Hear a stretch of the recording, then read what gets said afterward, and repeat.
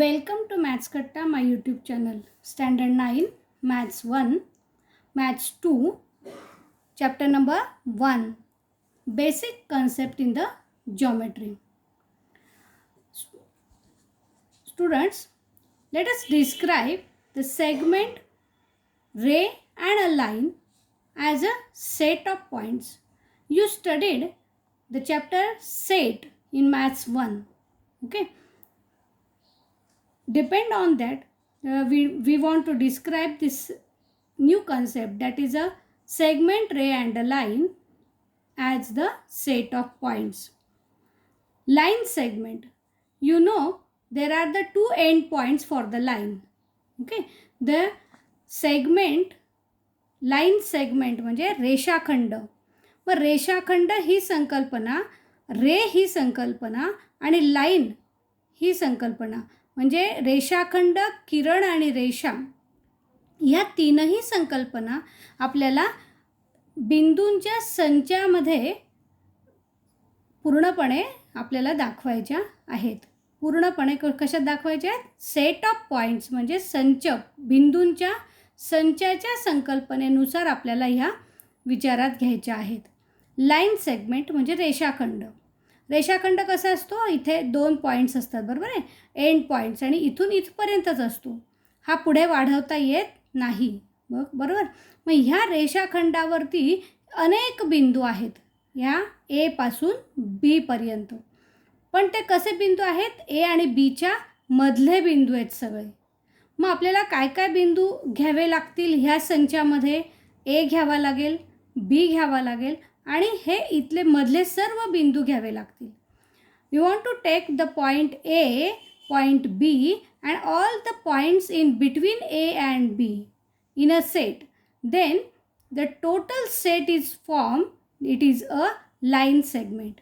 Therefore, the union set of point A, point B and the point between A and B is called as a segment.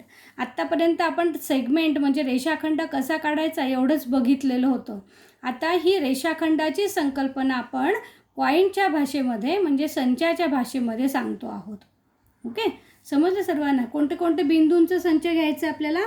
बिंदू ए, बिंदू बी आणि सर्व बिंदू ए आणि बी यांच्या दरम्यानचे बिंदू असतील. मग आता ही सेगमेंट आपण कशी लिहितो?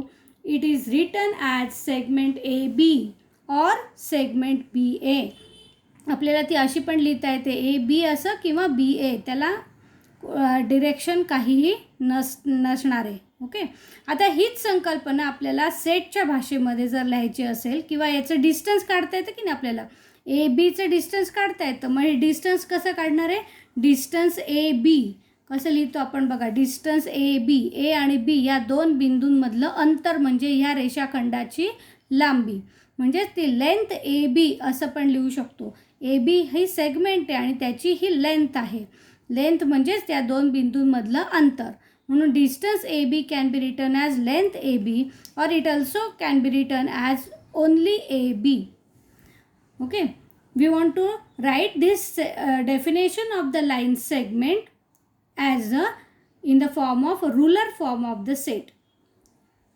Segment AB, you know that segment AB is a set of point, therefore curly bracket x such that x point is a or b or it may be in between a and b, therefore a dash x dash b is a betweenness. All such x points are in this set, it is called as a segment AB. म्हणजे ही segment A बीची संकल्पना आपण संचाच्या ruler फॉर्ममध्ये यादी गुणधर्म पद्धतीमध्ये आपण लिहित आहोत. एक्स असा की एक्स हा कोणता बिंदू असेल? ए असेल, किंवा एक्स हा बी बिंदू असेल, किंवा एक्स हा ए आणि बीच्या दरम्यानचा बिंदू असेल. अशा प्रकारे सर्व बिंदूंचा संच म्हणजे सेगमेंट ए बी तयार होते. Now we want to define the new concept, that is a ray AB. Ray AB means it has a starting point A and in the direction of B it can be extended at infinitely. Therefore, this is a ray. Ray AB contains the segment AB first of all. Ray AB मध्ये segment AB आहे, बरोबर, पूर्णपणे AB आहे. आता ही बीच्या डिरेक्शनने आपण पुढे वाढवतोय, म्हणजे बीच्या पुढचे पी हे असे अनेक बिंदू आहेत याच्यावरती, आणि ते पी बिंदू सर्व आपल्याला, पी नाव जर आपण त्या बिंदूंना दिलं तर पी असे बिंदू आपल्याला घ्यायचे आहेत की ते ए, बी आणि पी अशी दरम्यानता असणारे, म्हणजे बीच्या पुढचे बिंदू असतील. मग आता ही संकल्पना आपण सेटच्या भाषेत कशी सांगणार आहे बघा. Ray A B is equal to segment A B first and union of the set P such that A dash B dash P is a betweenness. All such P points and the set of segment AB, union of these two segments form a ray AB. And thus, segment AB has a starting point A, therefore it is also, A is also called as a end point or a starting point of segment or a ray AB. And also remember that this segment AB is a subset of ray AB. काय लक्षात आलं? Segment AB, this set is a subset of ray AB. हे लक्षात घ्या. आता याच्यावरती आधारितही आपल्याला true or फॉल्समध्ये प्रश्न विचारला जाऊ शकतो, म्हणून हे लक्षात ठेवा की सेगमेंट ए बी हा रे ए बीचाच एक पार्ट आहे, म्हणजे तो सबसेट आहे. Next concept is a line A B, रेषा A B. It is a union set of the points on the ray AB or the opposite ray AB. It's called as a line AB. बघा, AB ही रेषा पूर्णपणे दोन्ही साईडला infinitely आपल्याला वाढवता येते. मग ए बी हा जो आपण आधीच्या संकल्पनेमध्ये रे बघितला, म्हणजे इकडचा पार्ट जर आपण बघितला ए पासून स्टार्ट होणारा, तर ही आपल्याला इकडचा पार्ट मिळतो आहे, बरोबर आहे. मग आता ह्या साईडचा जर पार्ट आपण झाकून टाकला तर ए पासून इकडच्या बाजूचा जो रे असेल तो रे कुठला असेल, एंड ए पॉईंट हा स्टार्टिंग पॉईंट फिक्स आहे की नाही, म्हणजे ए बी ह्या रेचा हा इकडचा रे अपोजिट रे आहे. म्हणून या दोन्ही रेची जर युनियन केली तर आपल्याला, म्हणजे संयोग संच केला तर आपल्याला लाईन ए बी मिळते. म्हणजे A B, ray A B आणि ray opposite ray of ray A B, union of this set is called as a line A B.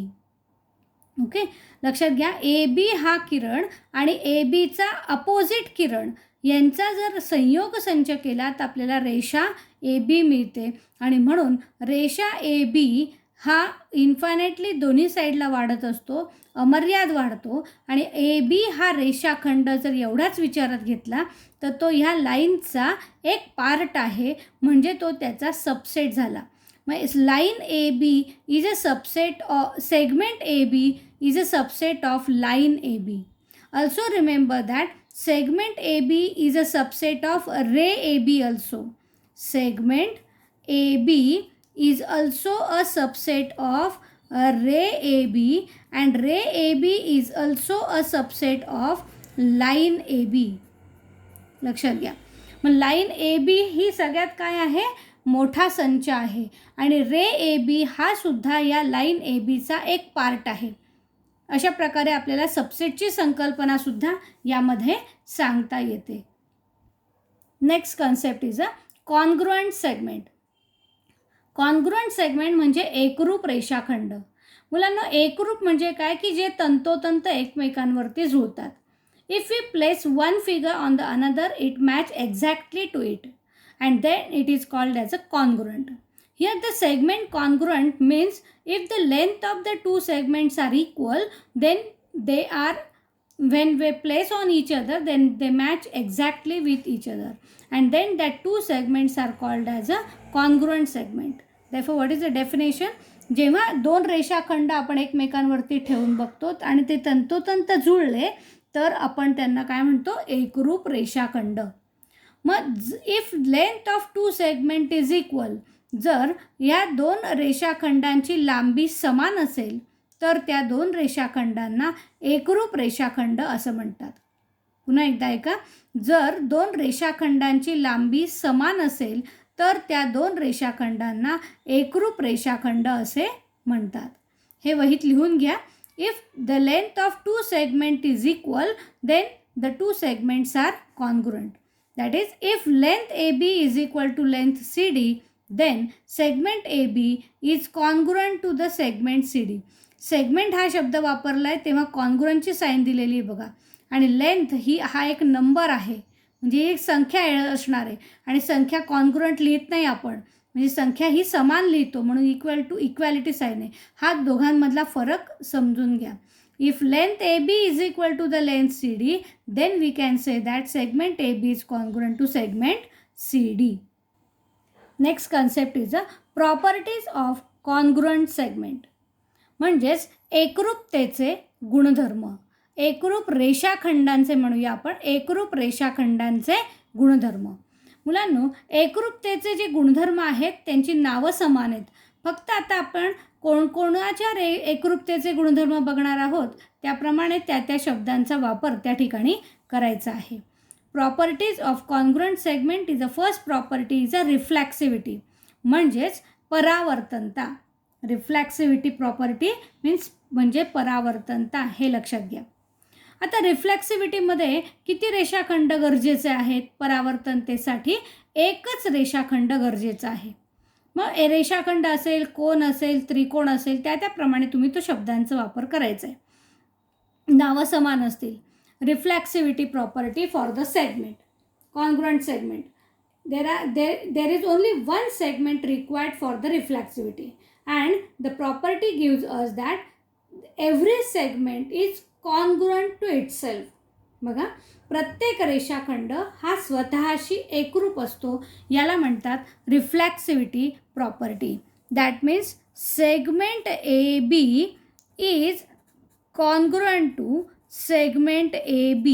This is a same segment AB is one segment only, it is required here, and therefore segment AB is congruent to segment AB. This property is called as a reflexivity property. The next property is a symmetry. Symmetry याचा अर्थ काय? सममितता.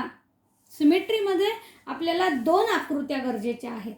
मग segment असतील तर दोन segment, angle असतील तर दोन अँगल, ट्रायंगल असतील तर दोन ट्रायंगल, याप्रमाणे. सममितता ह्या प्रॉपर्टीमध्ये आपल्याला काय बघायचं आहे? दोन सेगमेंट आपण नावं विचारत घ्यायचे आहेत, ए बी आणि सी डी.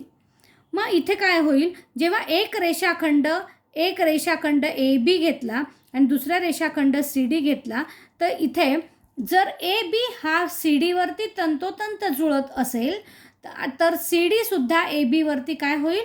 तंतोतंत जुळणार आहे. म्हणून याला सिमेट्री असं म्हणतात. मग इथे म्हणायचं आहे, if segment A B is congruent to the segment C D, then what happen? Then segment C D is also congruent to the segment A B. also congruent to segment AB. याला म्हणतात symmetry property of congruency. Okay, next one, the third property is a transitivity property. म्हणजे संक्रामकता property, गुणधर्म.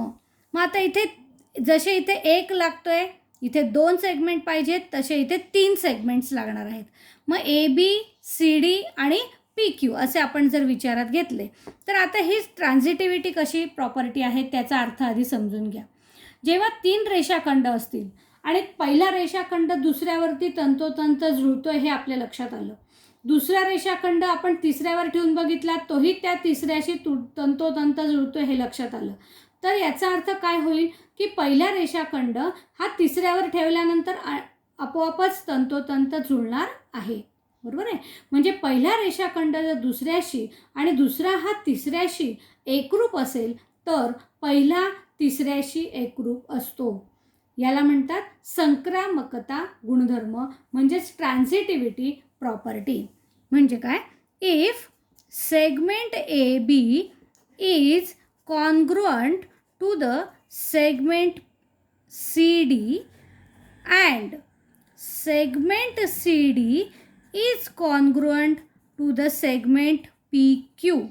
ह्या दोन गोष्टी जर होत असतील तर then segment A B is also congruent to the segment PQ. याला काय म्हणतात? ट्रान्झिटिव्हिटी प्रॉपर्टी, म्हणजे संक्रामकता गुणधर्म. आपल्याला यावर आधारित काही उदाहरणं पण परीक्षेला विचारले जातात. ते उदाहरणं आपण पुढच्या तासिकेमध्ये बघणार आहोत. मुलांनो, तुम्हाला आजचा हा शिकवलेला भाग व्यवस्थित समजला असेल तर व्हिडिओ लाईक करा, शेअर करा आणि चॅनल सबस्क्राईब केलं नसेल तर जरूर करा. धन्यवाद.